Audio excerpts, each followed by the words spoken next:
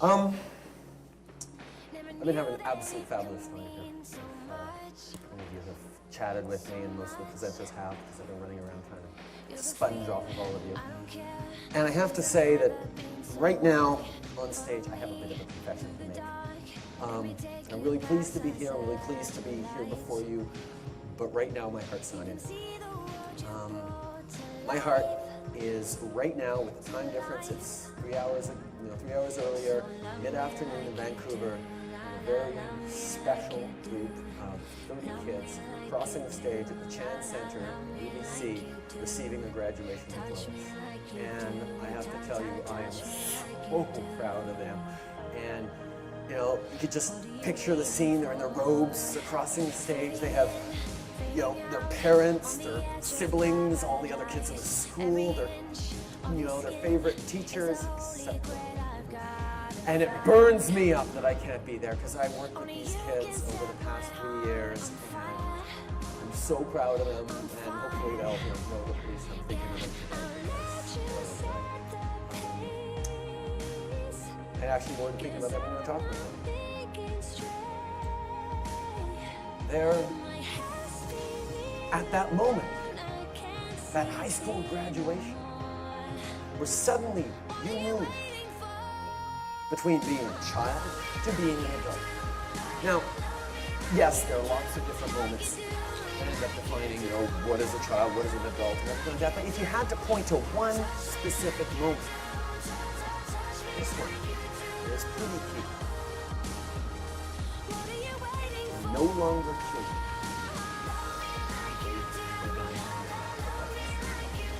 And there's a transformation.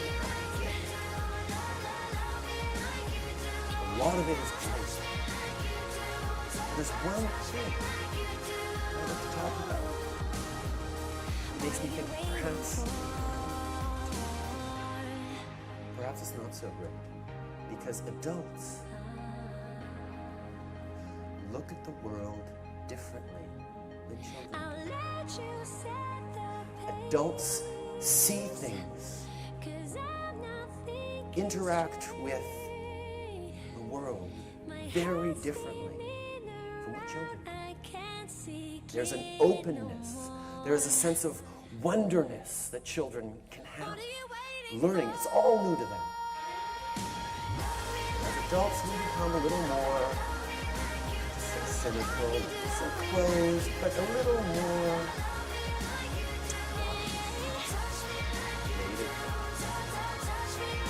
lose that ability to be this.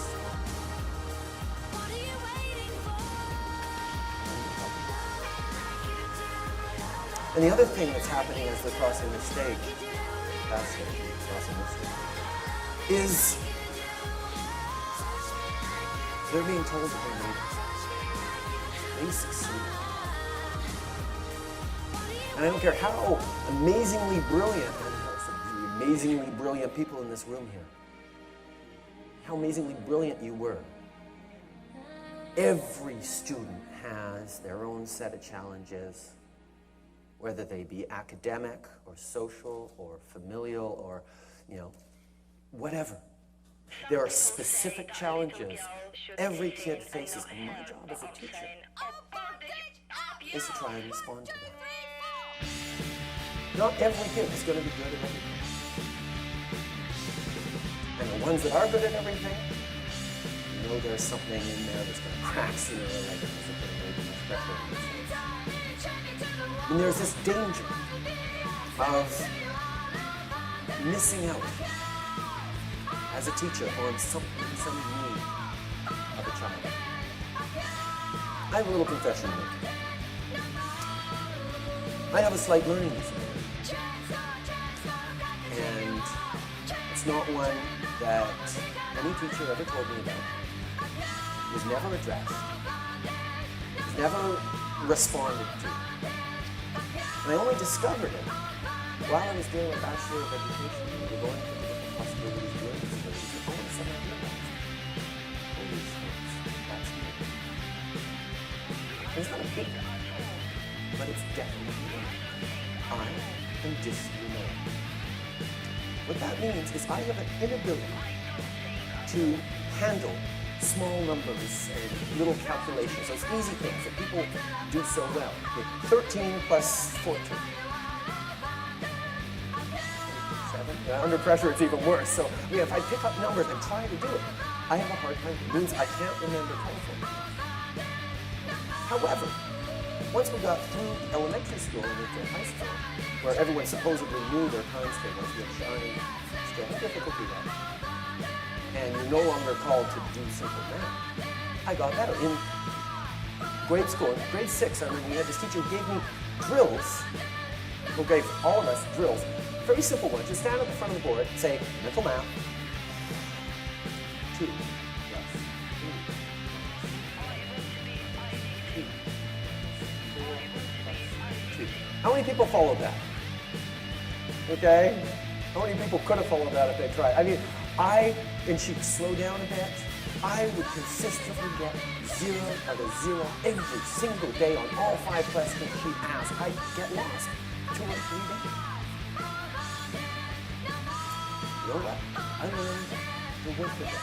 I will be dysphonic for the rest of my life. But I've been a math teacher in grade 5. I've been a math teacher in grade 8. I've tutored calculus. I finished, I've done university level math in an informal way because I have friends who are going through it and I used to help them out with it. I like mathematics. I love physics. Jamie knows, I cornered him last night and we talked science for hours. Okay, well, it seemed like hours to him, but it was exciting for me. The idea is that we all have difficulties, and this was mine, and I tried to figure out ways to get around them. So it was those are the challenges that all of us and all of my students are facing, and it's that winning, at getting through them, that getting past them, that making the mark, which makes me so proud of them right now. And I'll talk about one particular challenge in a bit, but I want to get back to the topic of Jamie, actually. Now, the idea is, this is not a time for specialists anymore. I mean, all we have to do is look at the internet. I mean, the challenge of a teacher to assign a project on, tell me about the Panama Canal. Well, a student will simply go online, find a couple of web pages all about the Panama Canal, choose, cut and paste, put it into an essay, hand it in. And there are, probably 250 web pages out there on the Panama Canal, or with information on it, from every encyclopedia to, Joe Panama's homepage, whatever. I mean, this idea, there's a tremendous amount of information, and yes, filtering it is hard, but they will find the right information. So we actually have a hard time assigning projects like that. There has to be a shift. A shift to an ability to process information, to take in knowledge from a variety of different sources and try to make sense of it. Trent Lott on the board there earlier today talking about, I'm glad I don't need to know physics, saying, I want my physicists to know physics, but, I'm just running a country. I don't need to know about, science stuff. I've got science advisors for that. Come on! The idea that, you can sort of close yourself off to a whole realm of human knowledge just because, you don't think it's going to be perfectly useful to you. Well, you know what? Maybe he's right. Maybe it was never going to be perfectly useful to him because, he was designed to be nothing more than, what he is. But our students, they're going to be a million different things throughout their lives. They're going to be facing challenges that we have no idea even how to describe now. And we have no comprehension of how to solve these challenges. I mean, a lot of the challenges we've left for them. Environmental, political, structural. If we're going to give them the tools, we have to give them the ability to think. Information is out there. It's not about teaching facts anymore. We get back to Jamie. In a conversation with him, astrophysicist that he is, I was asking him about, far-range telescopes, and he told me that there's a software out there now that is designed to filter out the noise of far-off space and pick out which are distant stars or quasars or specks of matter from, the background radiation and interference. And astrophysicists came up with this way of doing it. I can't move till the man says go. A puppet of the big game, an institutional thing. I wouldn't be here if I fed my brain. And to use this to filter out what is just background tissue and pinpoint what is actually a cyst, you can now figure out 2 or 3 months earlier that there is a cyst in there than we could with any other technique. Now, don't go running off and telling me, oh, there's this great new invention. He told me, okay, and I don't even know if I'm quoting him right, but this idea that somewhere an astrophysicist and a doctor were talking and traded this idea. I mean, that is what we need. We need people who can think.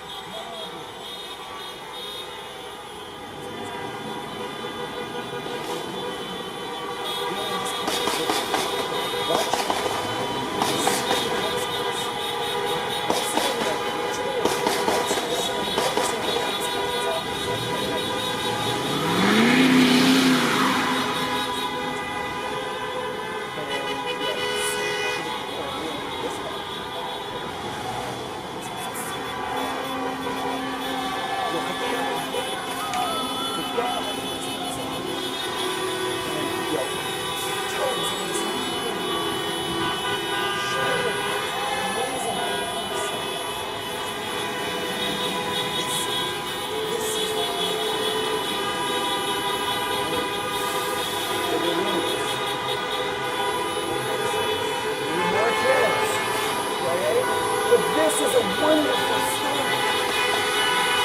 This idea.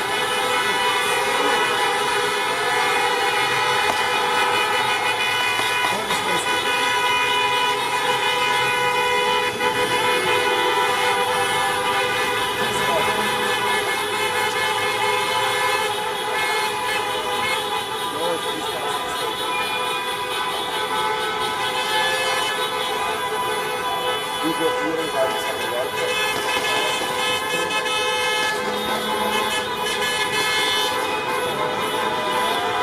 And we're basically looking for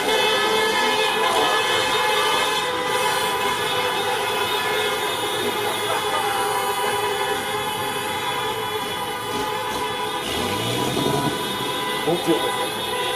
So we're preparing. And we write for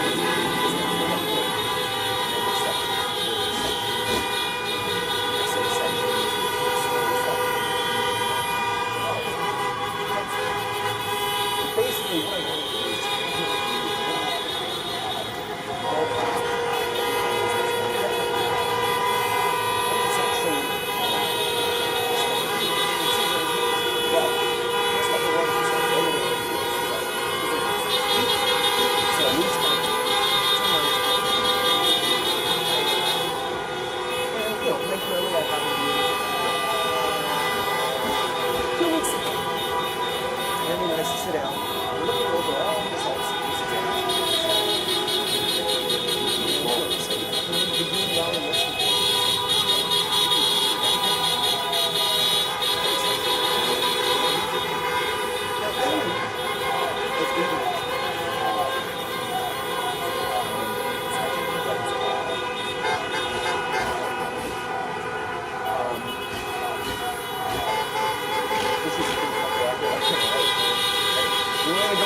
personal experience, but I know I was never diagnosed, but it seems to be, and there are a lot of